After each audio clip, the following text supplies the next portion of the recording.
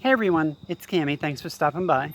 If you're new here, welcome. I'm back every week with videos about the trans experience.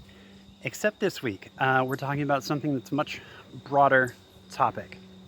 Also, the channel is called Cami at Home, which is not accurate today because I am on vacation out here in the wilderness. Okay, I'm not really in the wilderness. There's just a lot of trees around me. Yeah, so today's video is going to cover, well, okay, so we've got two misnomers, and the video is going to be a little bit, is going to hopefully cover two different things. I'm going to do something, anyway, whatever. So today we're going to talk about, well, I want to show you around the cabin where we're staying. It's my mom's, and I love this place, so I kind of want to shout out, oh, it's like great here in the sun. Anyway, so it's going to serve two purposes, hopefully. I want to show off the cabin because I love the place, but also I want to talk about ancestral wealth because the cabin does a great job of explaining that. And it's the type of thing that I didn't really know much about. I knew abstractly what it meant, but once I understood actually what it meant, then I understood what millions of Americans are dealing with, specifically Black Americans, and I hope that I can help you also understand exactly what that means. But first, let's take a look around. All right, we'll start off. This is our brand new car. Brand new. We've had it like a month, and boy, golly gee willikers, do we love it. We are living the suburban lesbian dream. It's a Subaru. This is the garage. I'm guessing my grandfather put that in. I don't actually know how old it is. Down here we have the cabin. Ignore the dog. She's getting barky for some reason. She just wants to be included. There she goes. All right. This is the steps down to the back of the cabin. Over here, that's the old well house. We don't actually use that anymore. We'll pull water from somewhere else. Over here, I have no idea what that building is. I don't know why it's there. I don't know what it does. No clue, never been in there. So there's the back door. We have gas for a gas stove.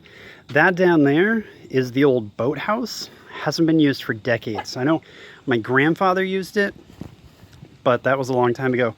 Now the roof is giving away, so they're talking about just tearing it down, which I'm fine with. I don't have a boat. I'm not that kind of rich, or rich at all. This is the adorably quaint little kitchen that the place comes with. We just did the dishes. And check out some of the dinnerware. These things are hilarious. Plastic dinnerware from the 70s. Yeah. But there's a microwave and a refrigerator. The electrical in here is all brand new. They just did it last weekend. So in here, we've got the main room of the cabin.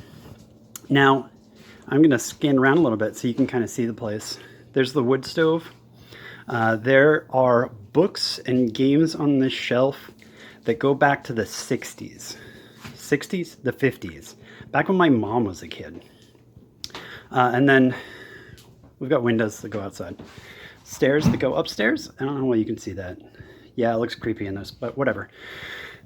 So we're not going to go up there.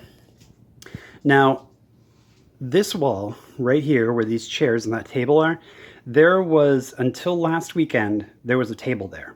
A piano. A big, tall, stand-up piano. My grandmother used to play. I don't remember ever actually hearing her play because she was pretty old when I was born. So like she was well into her 60s when I was born, so I never actually heard her play. But anyway, so that stand-up piano was there until last weekend when they redid the electrical. So I don't even get to show it to you guys. I loved that thing. It was so great. My mom said that they purchased that piano in 1959. 1959, you guys. So it was there until last weekend. I'm assuming like it broke or something when they went to redo the move it for the electrical. So out here is the porch, but really it's pretty much just another room. This is the board game we've been playing. I bought Aftermath. Every year when we come out here, I buy a campaign board game for us to play, and we try and play and finish it in the week that we're out here. We're almost done. I'll probably do a review of that one over on the other channel, but that's not why you're here. So check out this globe. Now I am a nerd for old globes. Now I was a kid in the 90s, so I would look at globes and try and figure out how old they were based on what was on them. And I would often, being a kid in the 90s, I always saw the Soviet Union, East and West Germany, North and South Vietnam, stuff like that. This globe is the only time I've ever seen this. French West Africa. I've never seen that on a globe. This globe, I was able to place it. It dates back to 1959, 1958, somewhere in there. Same age as the piano. And check this shit out. This is a TV with an antenna. My stepson, we had to explain what the antennas were for. And an old copy on VHS, Smokey and the Bandit. It's great. We went to watch it the other day. The VCR is broken, so I downloaded it. I have it on DVD, but I decided to download it. Anyway, shh, don't tell the FBI. All right, let's go outside. Take a look around real quick. Hey, Percy, you want to go outside? Down she goes. All right. Out the back. Over here, that's parts of the dock. I've never actually seen those put out, so I don't know why they're there. Let's head down here. Now we are on the water, and we are in Maine. This is not the ocean. This is one of our bajillion and a half lakes. It is beautiful. Hopefully you guys aren't getting too much wind in the microphone. I absolutely love this place. I love coming out here, and it is just one of the best things about my summers. Now this camp was built in the 1920s, and my great-grandfather made this little cove. You would never be able to get away with that today. You would not get permits to build that sort of thing. So we get to have it. And there's the camp. Okay, so now that we had a look around, let's go back inside because it's time to get serious. Okay, so time to get serious. When I talk, I speak generally from a position of privilege. As a formerly white cis male and now just as a white person, I'm afforded a lot of privileges in society that millions of Americans don't, specifically Black Americans is what we're talking about. So there's been talk recently, as kind of the national conversation, is the disparity between white people and Black people, and why that is a problem, why it exists. So one of the things that people have talked about is ancestral wealth. And I knew kind of abstractly, obviously, Black people do not have the same type of opportunities, privileges that white people do. And it's systemic.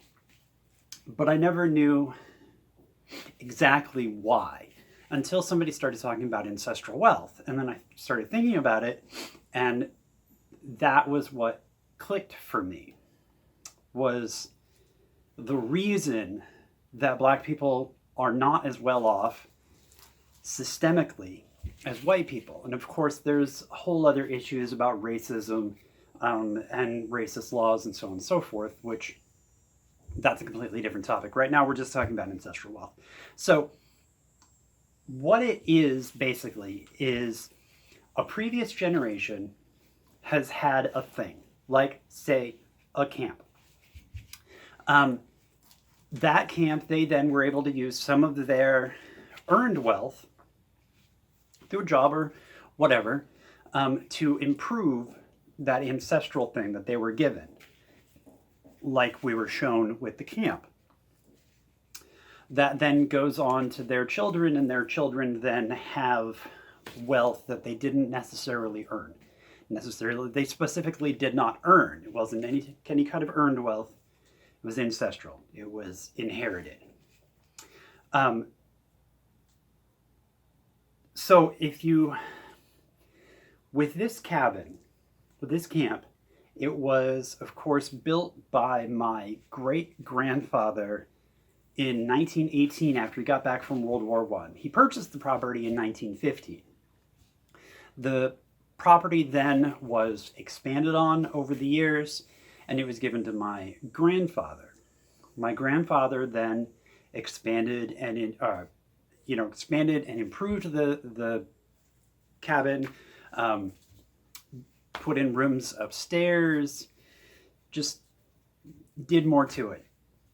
And then it passed on to my mom and my uncle, and they also have gone through and done things like completely rewired the building. So each generation who has had this place has improved it. So when it eventually comes down to myself, then it will already be of higher value. This is putting aside the fact that by having it and occupying it and using it, they were able to maintain it so it doesn't lose value either. So when I get it, I'm going to be able to do things to maintain and improve it, so when it gets passed on to whoever my shit's going to go to, it will be better off than when I found it. So that's a great example of ancestral wealth passing on down through. So my great-grandfather, he purchased the property in 1915, and he was afforded, I don't know what was passed to him, but he was afforded the general privileges of a white male war veteran in the 1920s. So whatever that afforded him. And then my grandfather, a white male war veteran in the 1940s and 1950s, and all the massive number of privileges that was afforded to him, and of course so on down the line to my mom and my uncle, again white people in a generally white area in the 80s and the 90s doing white people stuff. So that's what, four generations of this camp, including myself, each one building upon the one before it. Whereas for millions and millions of Americans, of Black Americans, they never had that generational wealth to begin with. And that is where we go back to our old friend, the globe. Because of this right here that I showed you. This is where, Black people are from, and it was dominated almost entirely by Europeans. People did not have access, did not have agency in their own homeland. And this lasted up until the 1960s. So it's not ancient history. It's pretty recent, relevant history. Prior to that, in the United States, Black people weren't even allowed to vote. So when this camp was already 3 generations old, was when Black people had the opportunity to finally get started. So prior to that was segregation, which wasn't as big a thing in Maine, but there were still things like redlining laws. There was a lot of things that prevented Black people from being able to even start generating that ancestral wealth. And if we go back even further, they were property themselves.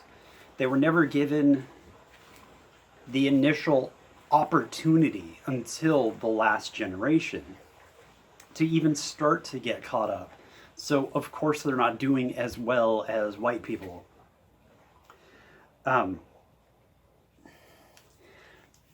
For myself, I understand up until, I mentioned the lesbian suburban dream, and up until just like 2 years ago, we were living the same way, the typical American millennial of being just barely, living right on the poverty line. We're an entire generation who was raised, born into poverty, living in poverty. And, we didn't own things. We rented. We had the best beater car we could afford. And we just kind of tried to survive day by day. And it was right around 2 years ago that we were able to kind of start to finally step away from that, start to finally raise ourselves above that because of the ancestral wealth. We got a house, we bought a car. The car's more recent, but we got the house. The house finally went through, I don't know, like 6 months ago, 8 months ago. We haven't had it that long.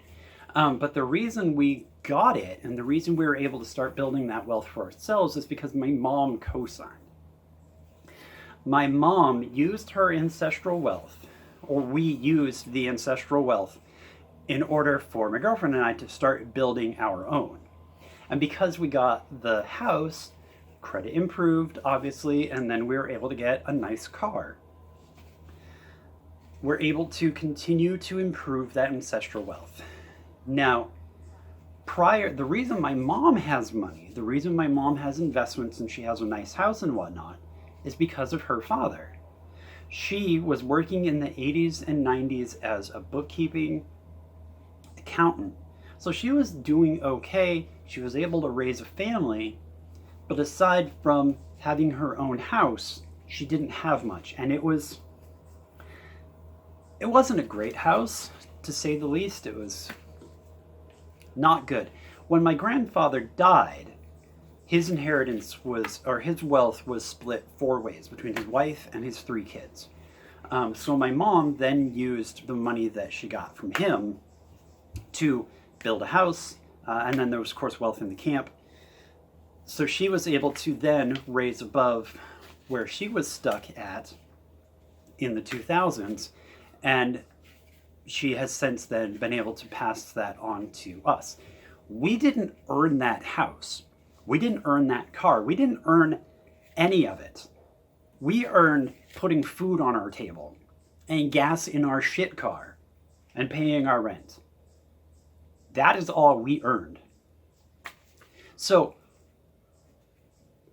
for Black Americans, they don't have any of that stuff to help them get past putting gas in the car, food on the table, and paying their rent. They don't have the ability to move past it. Those who do earn it, to earn their own wealth and whatnot, are able to move past. But that is so exceptionally rare. White Americans, white privilege, when talking about wealth, is not that we just do better, that we get paid better. There are all kinds of other systemic issues that we're not talking about. But so Black Americans don't have the opportunity that I myself have in that one particular instance. So the next big part of the question then is, as Americans, how do we fix it? Well, the big part is to understand ancestral wealth, and that's what I hope we're doing today. To understand the ancestral wealth part of it, there are, of course, the other factors, but for the topic of the video, we need to understand what it is, how it impacts people, which is what I hope I just explained, and then kind of figure out, well, we also need to have a conversation.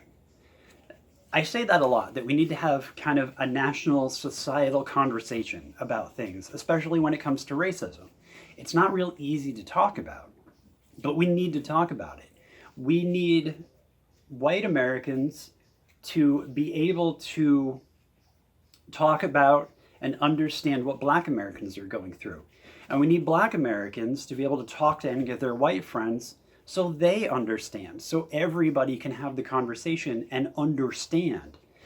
And in understanding, then non-racist people will be able to ally better against racist people.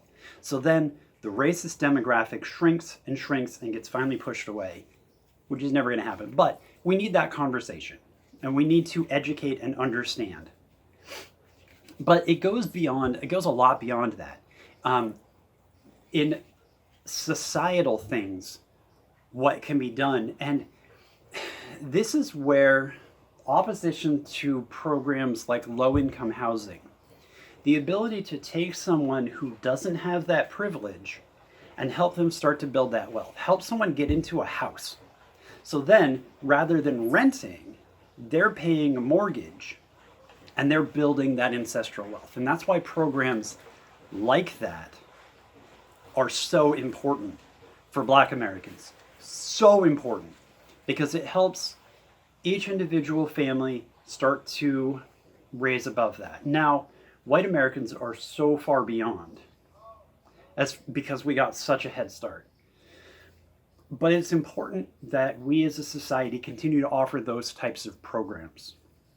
And when racist people come in and say, well, we don't want low-income housing in our neighborhoods, or we don't want to offer charity or that sort of thing, it is complete and utter horseshit. Because it helps just take Black Americans, put them in the race, because they haven't been and they aren't. It allows them to take what they're earning and turn it into that ancestral wealth.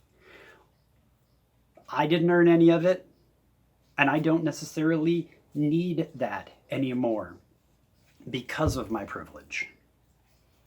So that's how we fix it. That's how we talk about it. We throw our notes on the floor. So it's something to think about. Talk to your friends, have the conversation, and just understand. Understand people and understand this. And I hope ancestral wealth makes sense to you now, because it didn't to me.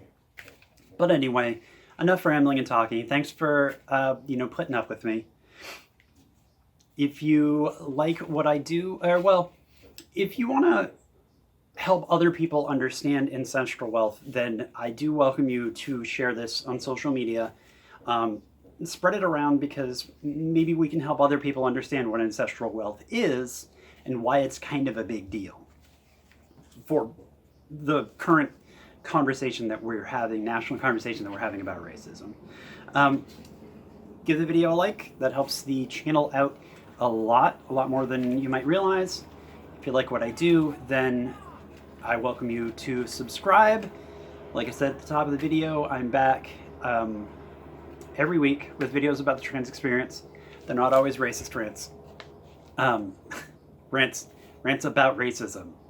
There's a difference there. So come back. Anyway. I have a Patreon. It goes to this channel, the other channel, and making independent movies, because I want to get back into doing that once the quarantine lifts. You're welcome to check out any of my other videos. They're over here or down here if you're on mobile. Not in my crotch area down below the screen. Anyway, I'll see you guys next time.